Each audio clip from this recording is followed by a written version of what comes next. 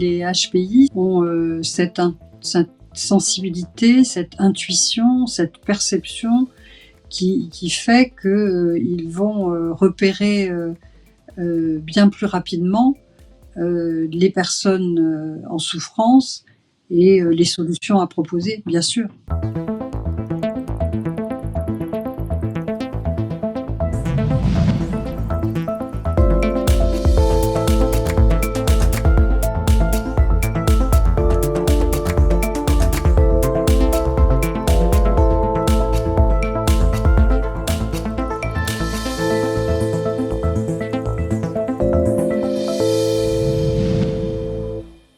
Me revoici, je suis passé de l'autre côté des écrans, côté enregistrement, l'autre côté de la régie, où j'ai pu écouter, prendre des notes, voir à quel point vous avez embrassé un sujet, mais de façon large.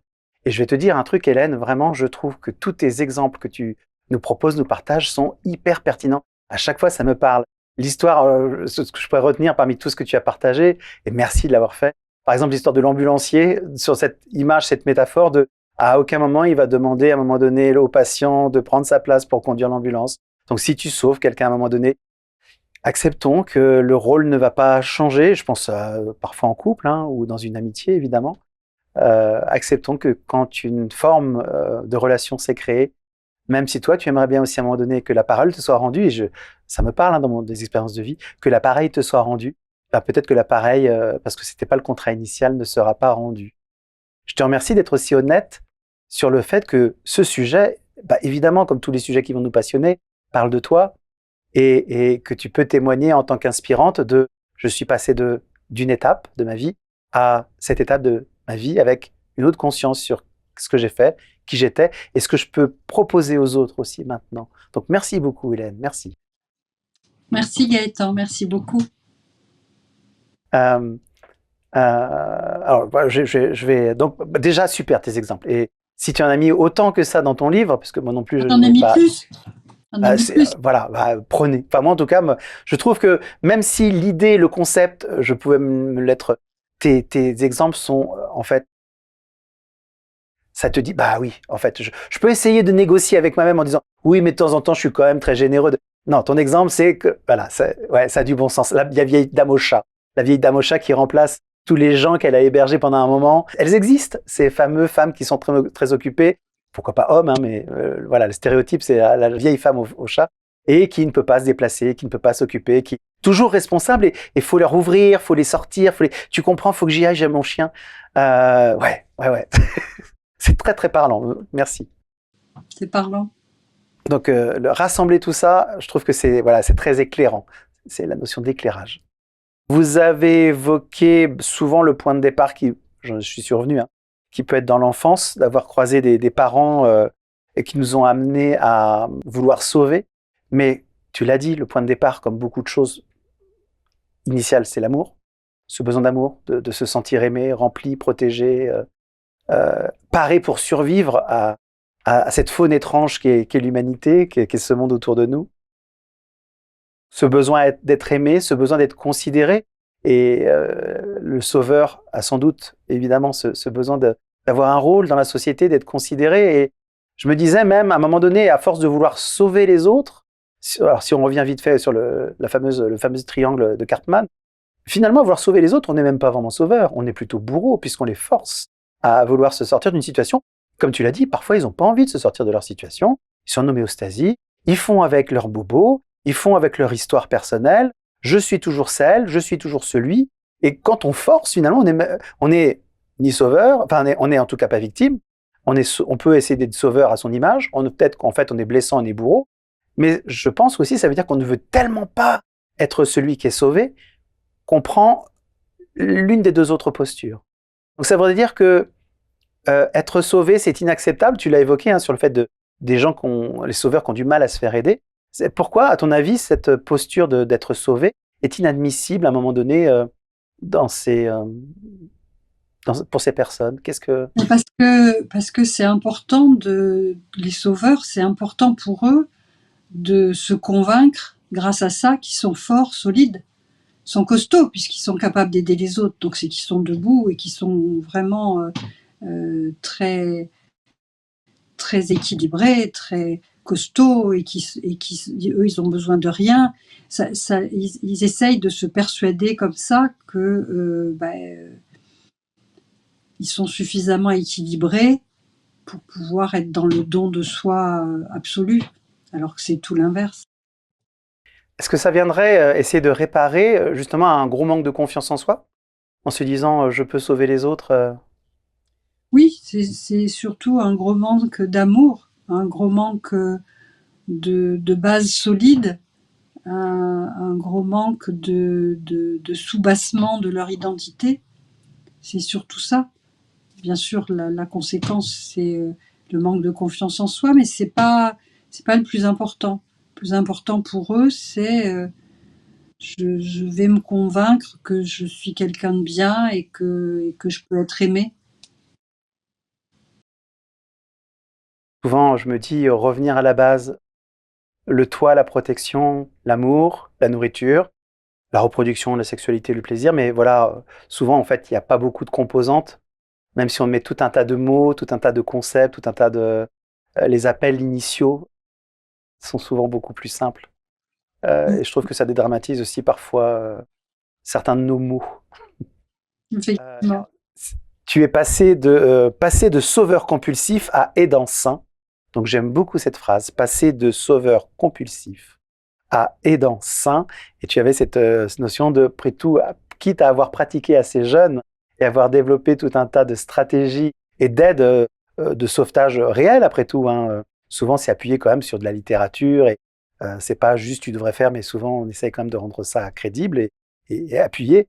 Mais après tout, quitte à avoir travaillé le rôle, autant à un moment donné devenir un professionnel ou une professionnelle et se faire payer pour les choses. Ben ouais. Alors évidemment, pas dans le sens mercantile, Oui, mais dans le sens rationnel. Oui, oui. Oui, oui, à condition d'être au clair avec ce qu'on fait, quoi. Voilà, C'est-à-dire de sur ne le pas côté se lancer sain. dans le partage des autres sans avoir compris que ça vient d'une blessure profonde chez nous-mêmes. Donc, si on a compris ça, on va le faire avec humilité et efficacité. Et donc c'est la phase que tu as évoquée par rapport à tes exemples désormais, quand tu étais dans un repas et que finalement tu as laissé filer parce que la personne n'était pas prête. Grosso modo, tu tends une main, puis si la personne n'a pas envie de la prendre, bah, c'est son choix. C'est aussi Exactement. accepter, et je trouve que l'humilité, elle est belle pour ça, accepter que l'autre est dans son rythme d'une, mais aussi dans sa responsabilité. Tu n'es pas responsable des autres. Oui, tout à fait. Exactement. Il y a une prise, il y a une mise en conscience que je trouve très, très belle, très juste, qui ramène à toi et tes propres responsabilités. Même si ça peut être inconfortable, parce que comme vous l'avez dit avec Mathieu, finalement, en s'occupant de l'autre, on sort de ses problématiques. On s'occupe de l'autre. Donc on ne regarde pas les siennes. C'est oui, alors moi je vais pas bien, mais finalement l'autre c'est pire. Donc c'est une comparaison en plus. Derrière, un jugement de l'autre et de soi au final. Donc oui, c'est très facile pour aller regarder ailleurs. Tout d'un coup, je pense que quand on commence, et c'est sans doute la phase la plus agréable, à se dire bah, finalement, et moi, on regarde ses peines intérieures, ses blessures intérieures, éventuellement on essaye de travailler dessus. Et oui, ça peut être une période tout d'un coup de rencontre avec soi-même compliquée. Oui, ouais. Oui, mais à chaque fois qu'on veut avancer sur soi, ça passe souvent par un gros moment de tristesse, voire de douleur, mais la lumière est au bout du chemin, quoi. Et soi-même est au bout du chemin. Euh, je suis obligé. Mon esprit me propose ça. Et du coup, mais soi-même, c'est quoi? C'est qui? Qu'est-ce que ça donne au bout du chemin? C'est ce qu'on est vraiment, c'est-à-dire c'est plus un rôle, c'est plus un faux self, c'est plus je fais ça pour être aimé, je fais ça pour l'autre, je fais ça, c'est-à-dire je suis moi et heureuse d'être moi et avec mes forces que je perçois, avec mes faiblesses. Et puis surtout, je sais que j'ai ma petite mallette à outils et que en cas de panne, je vais pouvoir me dépanner. Et si j'y arrive pas, ben, je vais refaire une tranche de thérapie ou une tranche d'analyse. Ou... Voilà. Mais j'ai les bases solides pour me construire. Et puis, je sais accueillir les joies avec bonheur et les douleurs sans qu'elles m'effondrent. Voilà, c'est sans doute ça l'équilibre. Et il n'y a pas une part aussi de justement accepter de demander de l'aide, ce qui était au départ pas concevable, puisqu'on aidait les autres. Comme je disais, hein, c'était une façon de ne surtout pas s'occuper de soi, parfois en stratégie. Et est-ce que justement cette acceptation de demander de l'aide, quand tu parles de repartir sur une phase de thérapie, bah, c'est pas de bonne loi? Oui, c'est la première aide qui me paraît la plus saine, de demander à un spécialiste plutôt que d'aller demander au voisin ou à la voisine. Quoique, lorsqu'on a un cercle avec des gens qui sont dans cette même mouvance, quelquefois de parler aux copains ou aux copines qui sont capables de se poser quelques questions et qui ont compris qu'ils avaient une intériorité, ça peut débloquer des choses quand on a déjà fait le gros du travail. Hein. Alors, je me disais pendant que vous étiez en interview avec Mathieu, alors j'aimerais bien avoir ton avis dessus, sur ma question justement. Mon impression, quand j'entends les témoignages, c'est que justement, en tant qu'être humain, on a la difficulté de voir certaines parts de nous. Justement, son côté sauveur ou son côté... bah bien souvent, c'est par l'extérieur qu'on va avoir un feedback, qu'on va avoir un retour disant laisse-le peut-être tranquille, ou bien en thérapie, le thérapeute qui va faire le miroir et renvoyer pourquoi vous essayez régulièrement d'aider les autres, d'où ça vient Mais j'ai quand même l'impression qu'il est très très difficile, impossible, je ne sais pas, mais très très difficile de soi-même de découvrir nos patterns, de découvrir nos habitudes, nos récurrences, nos... Est-ce que tu as cette vision-là aussi, ou pour toi, on a quand même capacité de soi-même à, à observer ces zones-là facilement, ou justement l'extérieur, acceptons en fait de faire appel à l'extérieur, parce que pour notre équilibre, notre cerveau ne nous propose pas de voir ces parts-là. Est-ce que ma Oui, question, est-ce que tu as témoin, ouais. oui, tu as raison. Mais je pense qu'il y a deux situations. Soit la personne est déjà en chemin et a déjà une philosophie de vie qui consiste à se questionner, à essayer de bien se comprendre et à faire du grand nettoyage, et auquel cas, ben, elle va toute seule se rendre compte qu'il y a encore à tel endroit un problème, ou que là, elle est encore trop sauveuse. Soit c'est quelqu'un qui a jamais fait aucun travail sur soi, et effectivement, il n'y a que l'extérieur qui va pouvoir à un moment ou un autre dire attention, là, tu franchis la ligne, là, tu es peut-être trop intrusive, là, c'est trop excessif, et puis tu vois bien que tu en souffres à la fin, donc peut-être faudrait te faire aider pour arrêter de souffrir. Et il se peut qu'elle ait eu besoin d'entendre ça 10 fois pour qu'enfin la 10e fois elle l'entende parce qu'elle n'était pas prête. Oui, tout à fait. Enfin, j'ai l'impression que ce sont des histoires qui me parlent en tout cas. Il y a aussi une notion de temporalité quand c'est le moment, quand la personne peut-être est dans un moment de sa vie où elle peut assumer la remise en cause. Parce que d'un point de vue changement interne, ça va avoir des conséquences, la prise de conscience. Oui, oui. Donc quand tu disais à un moment donné prendre soin de l'autre, c'est peut-être aussi pas le forcer pour, j'ai envie de dire presque pour être un sauveur écologique, c'est-à-dire quelqu'un qui va prendre soin de est-ce que c'est le moment. Il y avait en analyse transactionnelle quelqu'un qui m'a proposé ça un jour et que j'ai gardé, c'était il y a une dizaine d'années, par rapport à ma posture de sauveur que j'ai pratiquée, de commencer par réfléchir, est-ce que déjà c'est de ma compétence de sauver cette personne que je suis en train de sauver ou d'essayer de sauver. Deux, est-ce que la personne me l'a explicitement demandé? Et bien souvent, que nenni, jamais. Et trois, est-ce que j'en ai envie? L'air de rien. Et elle me disait, s'il n'y a pas ces trois voyants d'allumés, il n'y a pas de raison. Quand j'ai commencé à regarder ce que je faisais ou mon entourage à travers ces trois questions, il n'y avait quasiment aucun moment où les trois étaient allumés simultanément. Ce qui fait que finalement, quand vous avez dit sur le pyromane, le pompier pyromane, le sauveteur, pour pouvoir avoir du monde à sauver, souvent va créer des situations, va pousser, va demander à l'autre « Mais tu es sûr que ça va bien? Tu as l'air fatigué ?» En fait, il va créer les conditions pour que dans son entourage proche, il ait des gens à sauver.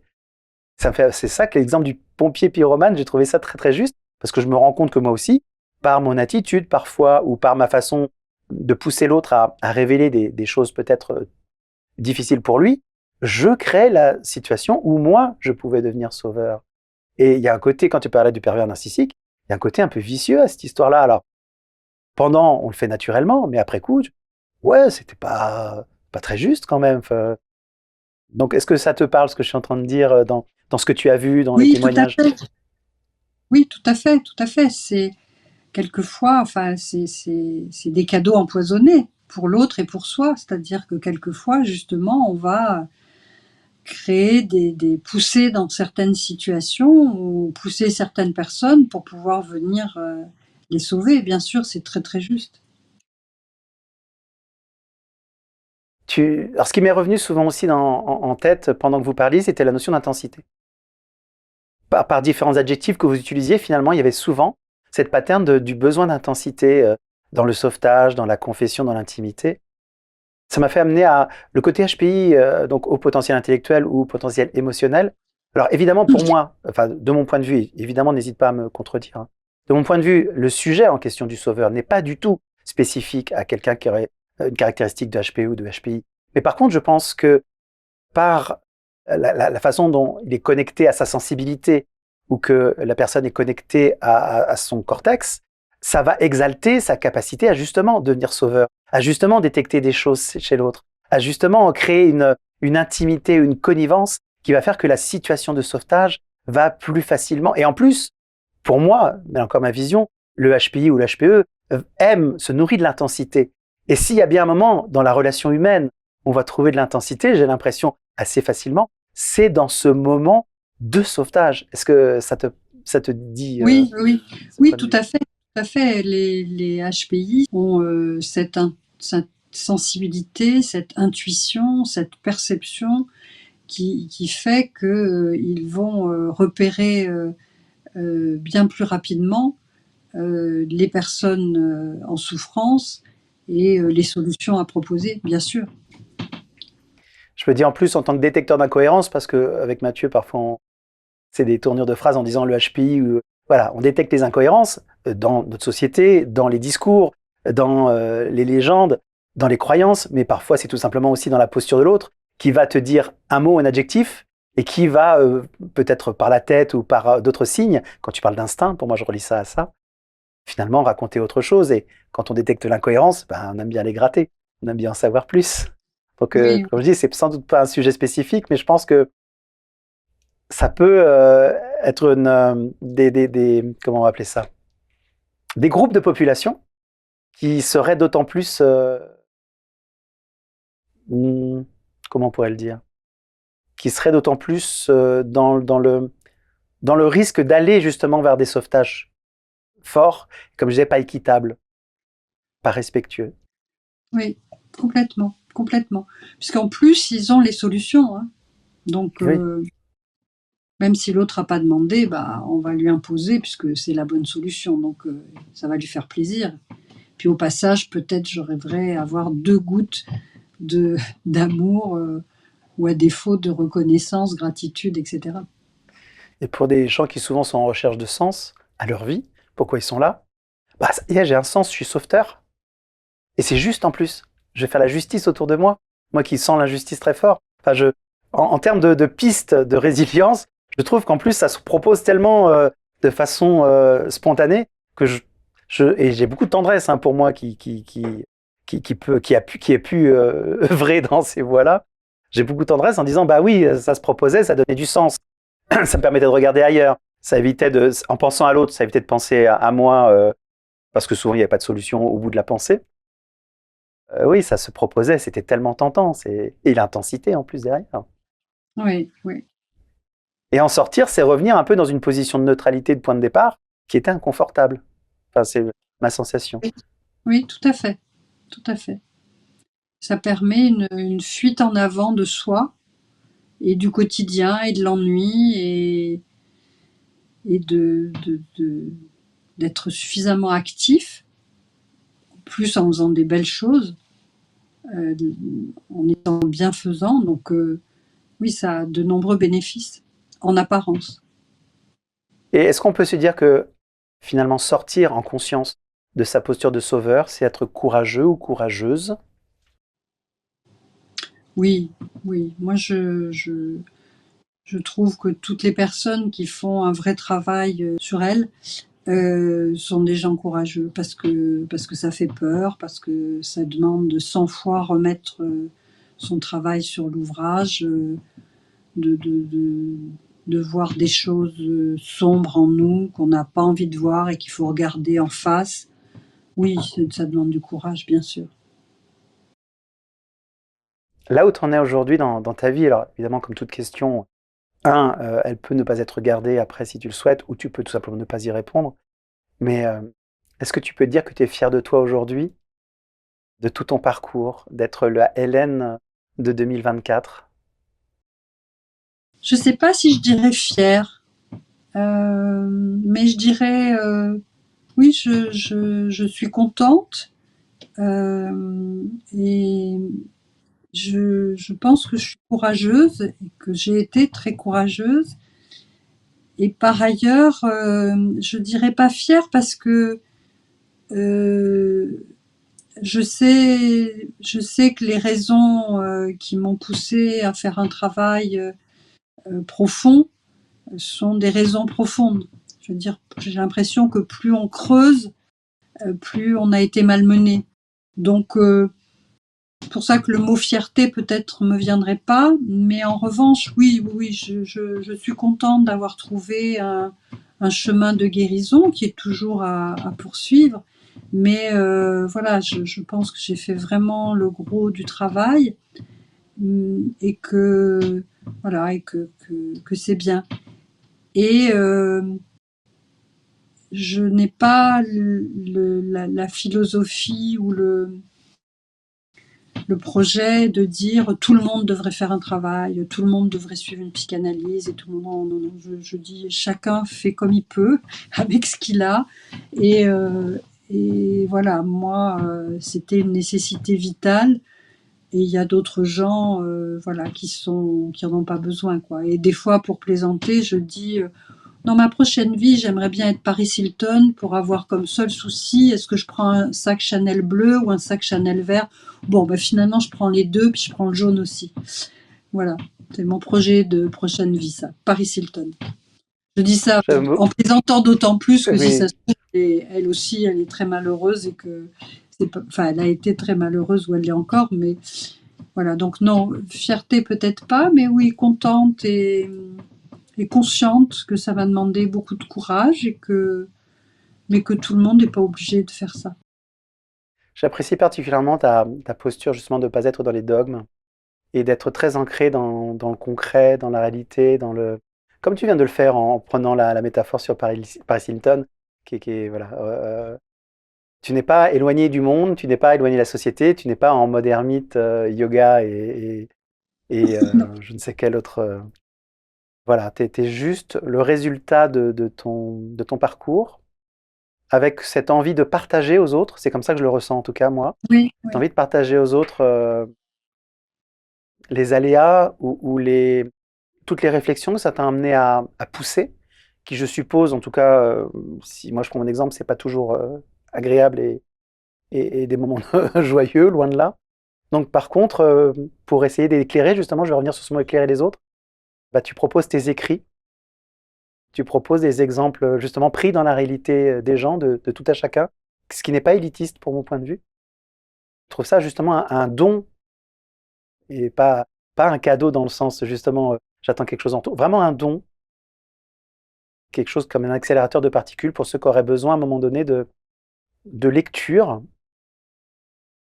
Et bah, bravo pour ça, bravo pour cet Merci. effort. Et je suis impressionné par le fait que régulièrement, parce que tu évoquais tout à l'heure hors antenne d'autres projets, que régulièrement tu sois comme ça de nouveau sur d'autres projets de partage. Ça veut dire quand même que d'un point de vue, j'imagine la richesse de tes réflexions, des témoignages avec tes patients que tu croises, mais l'envie, à vrai tout, d'aussi donner ça au plus grand nombre. C'est ce que j'appellerais faire société aussi pour bah, aider l'autre au sens large. Ça, je trouve ça généreux. Voilà. Merci infiniment. Merci beaucoup à toi, Hélène. Et puis surtout, bonne continuation. Continue d'écrire, voilà, continue de nous apporter tes exemples. Je les trouve tellement parlants, ça me fait beaucoup de bien. Merci. Merci Gaëtan, merci beaucoup. Merci beaucoup Hélène pour ta confiance et pour cet échange touchant, sincère, fluide sur un sujet important. C'est riche, c'est humain, c'est sincère. J'ai aimé cet échange comme j'ai aimé le précédent. Et je sais pas lequel je préfère, mais en tout cas, tu es une rencontre précieuse pour moi et pour les gens qui vont tomber sur nos échanges. Mais moi, je te remercie infiniment et je remercie Gaëtan. À chaque fois, c'est plein.